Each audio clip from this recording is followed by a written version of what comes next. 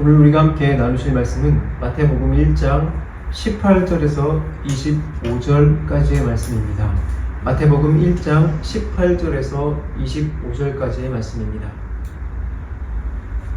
다 찾으신 줄로 믿고 제가 여러분들을 대신하여 대독하여 드리도록 하겠습니다.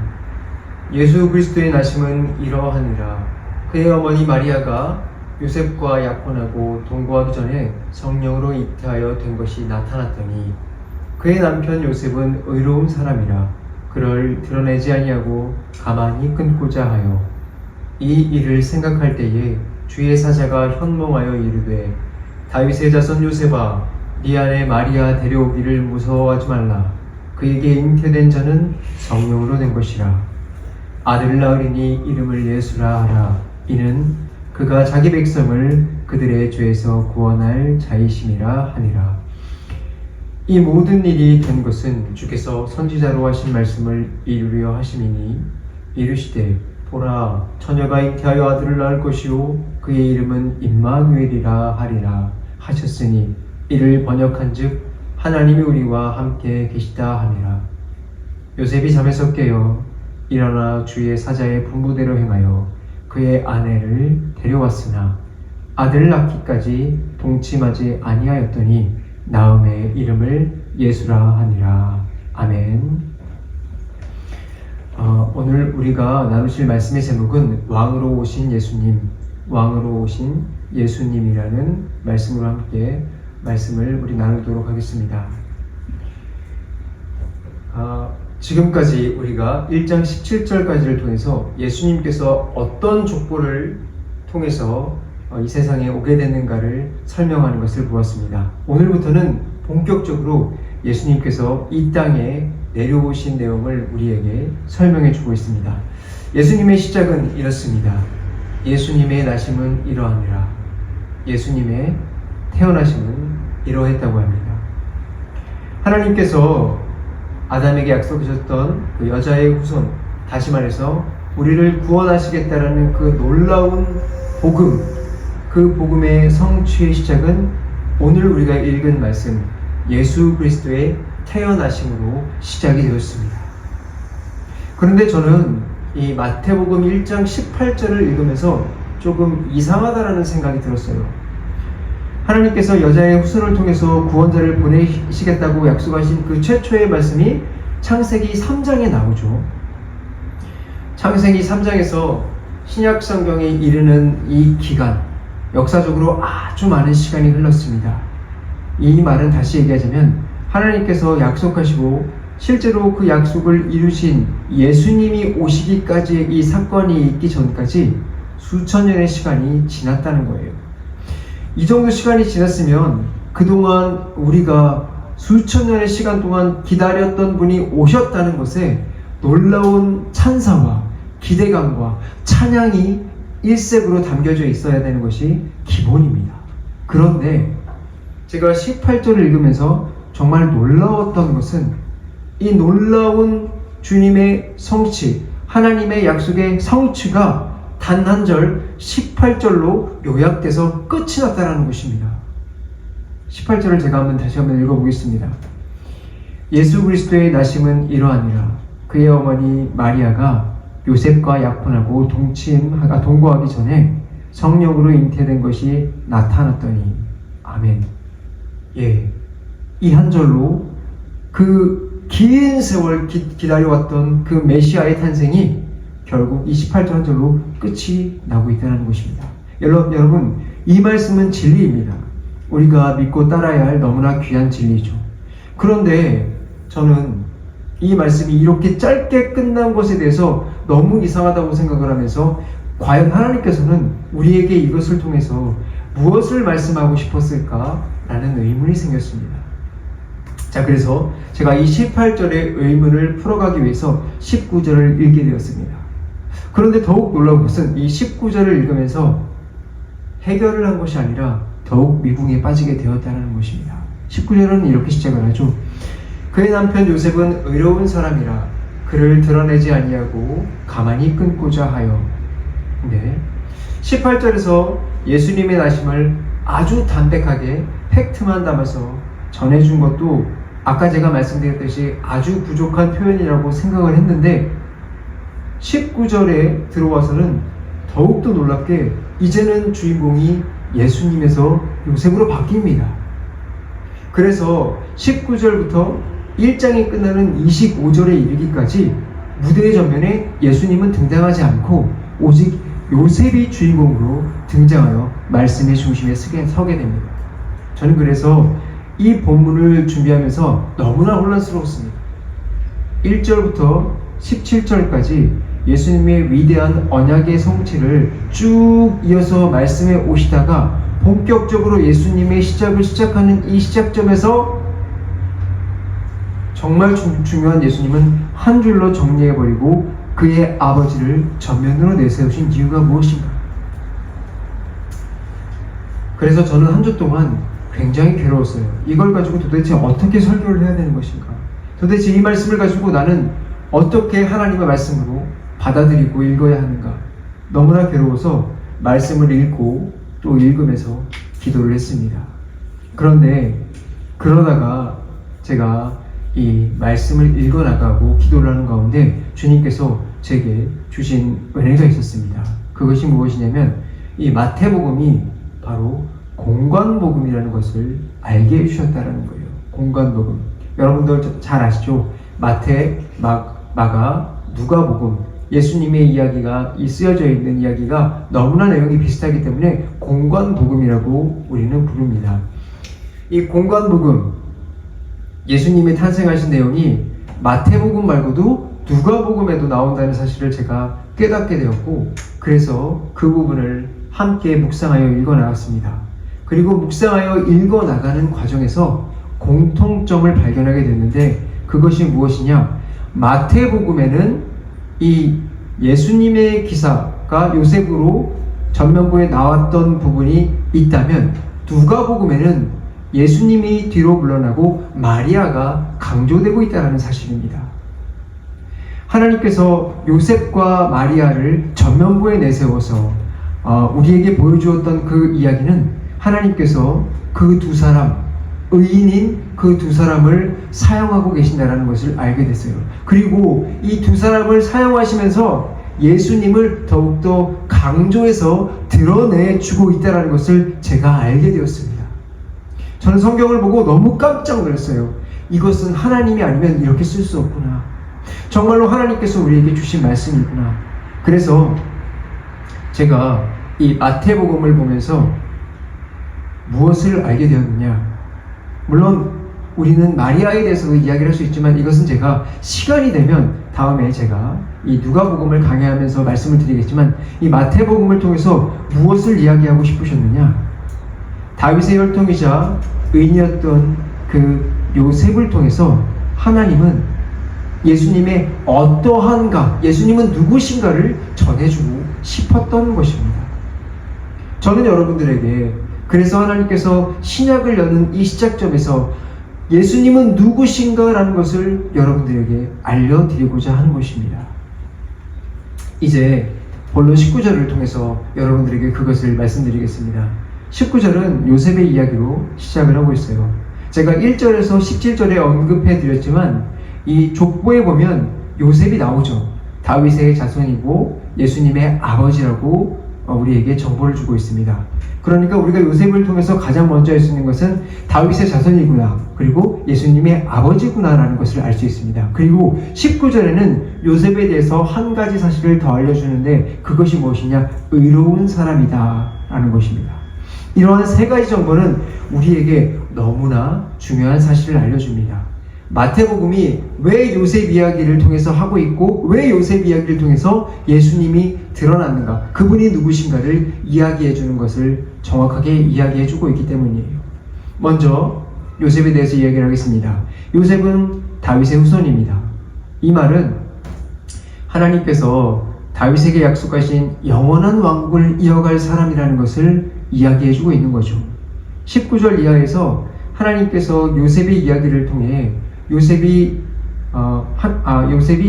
예수님이 요셉의 아들로 오도록 하신 것은 바로 다윗의 왕위를 이어가신 분이라는 것을 이야기해주고 있다는 것이에요. 아니, 조금 더 분명하게 얘기를 드리면 예수님이 바로 언약의 성취자라는 것을 이야기해주고 있다는 것입니다.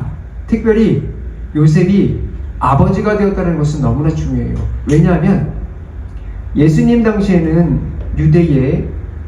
유대에서는 아버지의 어떤 신분에 따라서 자녀의 신분이 결정되었습니다.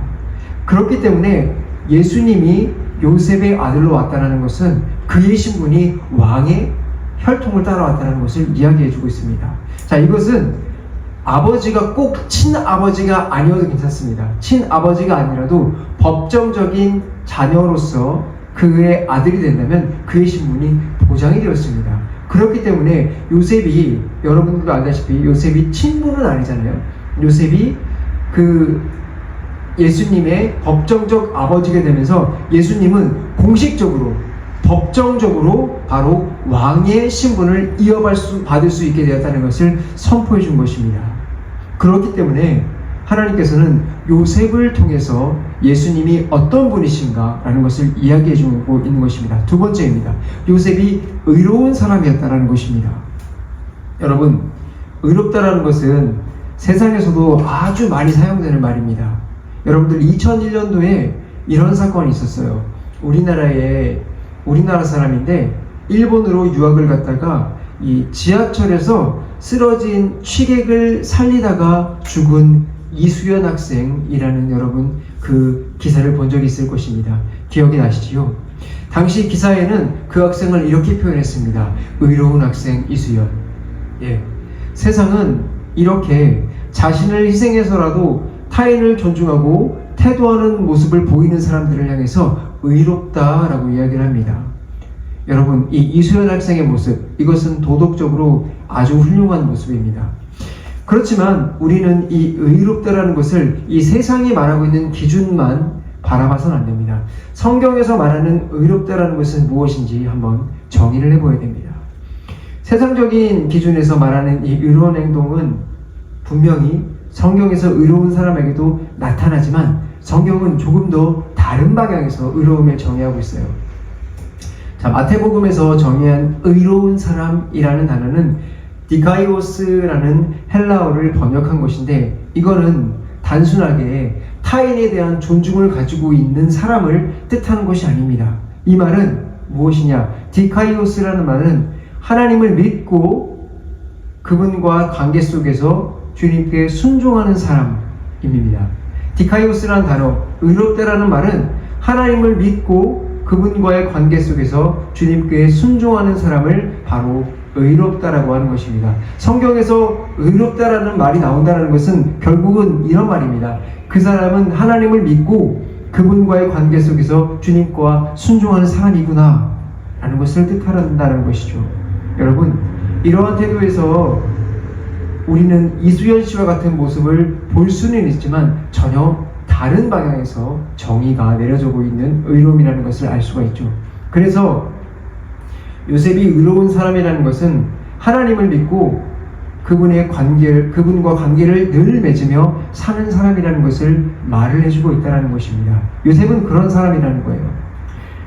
저는 그리고 이것이 제가 지난 시간에 말씀드렸죠. 예수님의 족보에는 아무나 들어올 수 있는 것이 아니라 혈통만 갖고 있다고 들어올 수 있는 것이 아니라 믿음이 있는 사람이 들어올 수 있다고 말씀드렸습니다. 요셉이 딱 그런 사람입니다. 요셉은 다윗의 후손이며 의로운 자로서 예수님의 법정적 왕적 권위를 계승해주고 하나님의 언약을 이어준 아버지로 그려지며 예수님께서 어떤 분으로 오신다는 것을 마태복음에서 정확하게 알려주고 있다는 것입니다. 결국 하나님께서는 창세기에서 약속하셨던 우리 인간을 구원하시겠다는 언약을 성취를 하시며 가장 먼저 우리에게 말씀해 주시고 싶었던 것은 무엇이냐? 바로 예수님은 우리를 구원하시는 분이시며 바로 우리의 왕이라는 것입니다. 사랑의 교회 성도 여러분, 저는 마태복음 1장 이 18절에서 25절을 읽고 깨닫게 되면서 제 가슴이 요동치게 되었습니다. 우리가 놓치고 있던 것, 교회가 놓치고 있는 것을 하나님께서 우리에게 너무나 강하게 말씀하고 계신다는 것을 알게 되었습니다. 심지어 가장 먼저 이야기를 하고 있는데 가장 먼저 우리에게 신약 성경을 주시면서 이야기를 하고 있는데 우리는 얼마나 복음의 귀를 닫고 있는지 그 소리를 얼마나 듣지 않고 있는가라는 것을 알게 되었기 때문에 요동치게 되었습니다. 교회가 과연 이 말씀을 등한히 하면서 바르게 가고 있는 것인가? 아니, 솔직히 말하면 교회가 문제가 아니라 나는 과연 주님을 바르게 믿고 있다라고 고백할 수 있는 것인가? 하나님과 바른 관계를 맺고 있는 것인가? 라는 그런 저의 마음에 회의감이 들도록 해주었습니다. 여러분, 제가 이 마음이 든 것이 무엇 때문인가요? 바로 마태복음에 하나님께서 언약하신 구원자가 이 세상에 보내졌다. 그리고 그 구원자는 우리의 왕이다 라는 것 때문입니다. 여러분, 하나님께서는 신약을 열면서 우리에게 예수님을 소개하며 가장 먼저 말씀하신 것이 바로 내가 너희들에게 보낸 메시아를 이제는 정말로 성취하여 보내준다. 그런데 내가 보내준 그 메시아는 바로 이 모든 우주의 왕이다 라고 말씀하고 계신 것입니다. 저는 이 사실에 할 말을 잃었습니다. 보통 우리는 메시아를 생각하면서 떠올릴 때 가장 먼저 떠올리는 개념이 구세주입니다. 가장 먼저 떠올리는 것이 내 죄를 십자가에 지고 돌아가신 사랑 많은 분입니다. 우리는 예수님을 생각할 때 왕의 개념으로 잘 생각하지 않아요. 물론 우리가 그분을 왕이라는 것을 모르는 것이 아닙니다. 그래서 우리가 찬양을 할 때도 주님은 왕이라고 찬양을 많이 합니다. 그러나 여러분들 삶에서 예수님을 구원자라고 인식하는 것은 깊이 뿌리 박혀 있지만 정말로 그분을 왕으로 인식하고 사십니까? 정말로 신약에서 가장 먼저 우리에게 이야기하는 그분을 왕이다라고 선포하고 있는 것을 여러분들은 정말로 여러분들 삶 깊이 세포 하나하나까지 깊이 느끼고 사냐라는 것입니다. 저는 가끔 사극을 영화나 TV를 통해서 볼 때가 있어요. 최근에 본 영화 중에 전란이라는 영화가 있었습니다. 그 영화의 내용은 배경은 이래요. 임진왜란을 전후를 다루고 있어요. 그래서 나라가 아주 혼란스럽고 엉망진창인 그런 상황이에요. 그래서 그 배경에서 백성들은 왕을 향해서 원망을 합니다. 뭐 이런 왕이 있느냐? 나만 살겠다고 도망가는 저 왕 정말 나쁜 왕이다 라고 손가락질하는 그런 배경을 가지고 있는 영화예요. 그런데 이런 상황에서 김자령 장군이라는 분이 등장을 합니다.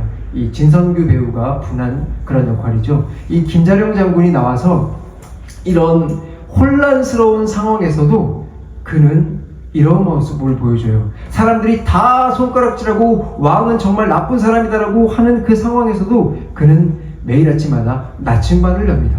나침반을 열고 왕이 있는 방향을 찾아요. 그리고 그 왕이 있는 곳을 향해서 항상 아침마다 문안하는 장면이 나왔습니다.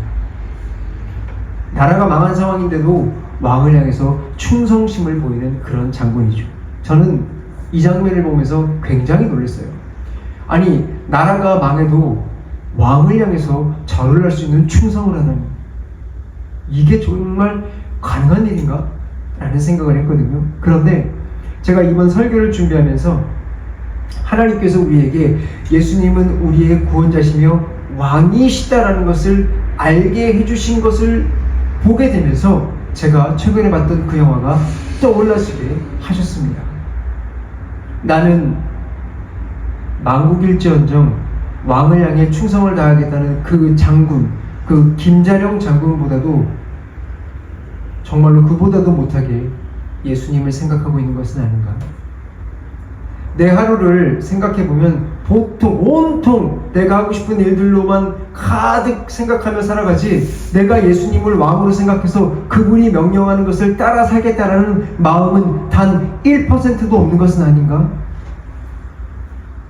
아무리 생각해도 저는 제가 그리스도인으로서의 모습을 보이고 살고 있지 않다라는 것을 고백할 수밖에 없었습니다. 그렇기 때문에 저는 늘 설교를 준비하면서 회개밖에 못합니다.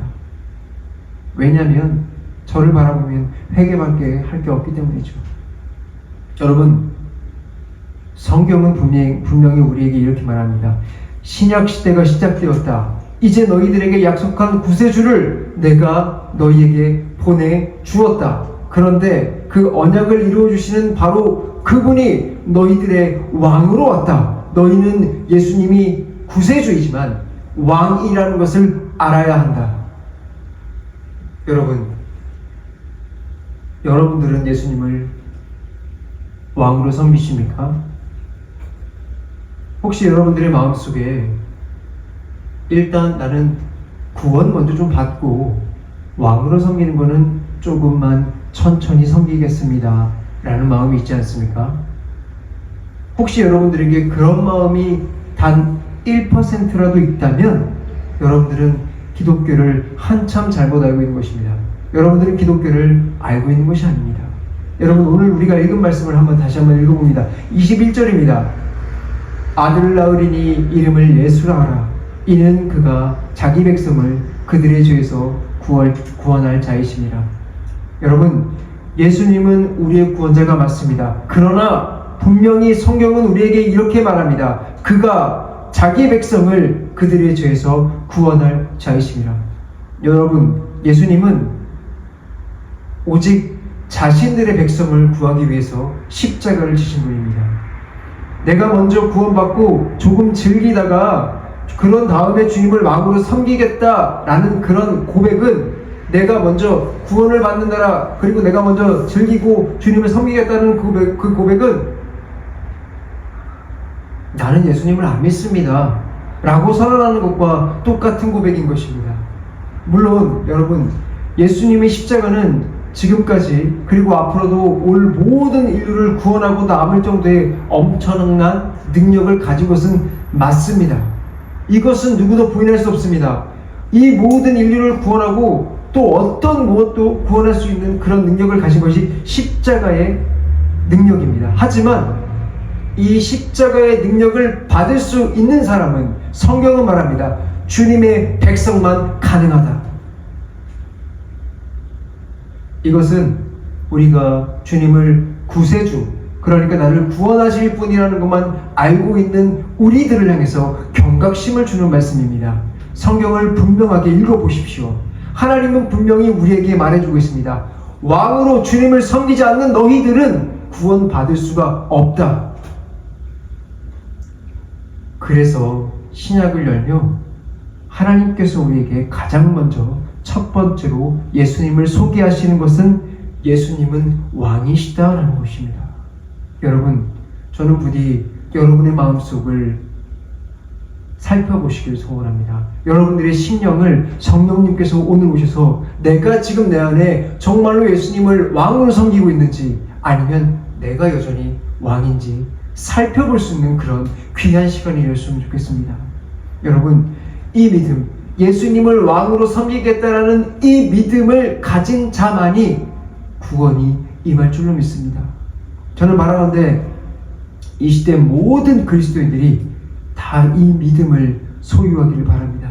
이 믿음이 하나님으로부터 선물로 내려지게 되기를 소원할 뿐입니다. 물론 저 역시도 그런 믿음이 소유되어지기를 간절히 기도하겠습니다. 여러분, 예수님은 그저 내 마음을 평안하게 해주실 분이나 혹은 지옥에서 천국으로 옮겨다만 주시는 그런 친절한 키다리 아버지가 아닙니다. 키다리 아저씨가 아닙니다. 여러분, 구원은 그런 게 아닙니다. 그저 내가 지옥에서 천국으로 옮겨지게 건 것이 구원이 아닙니다. 예수님은 우리의 왕으로 오셨습니다. 우리가 주님을 왕으로 섬길 때에만 우리는 구원받은 자녀로서 살아갈 수 있는 것입니다. 이 시간 여러분들이 오늘 말씀을 통해서 이것이 깨달아지게 되기를 소원합니다.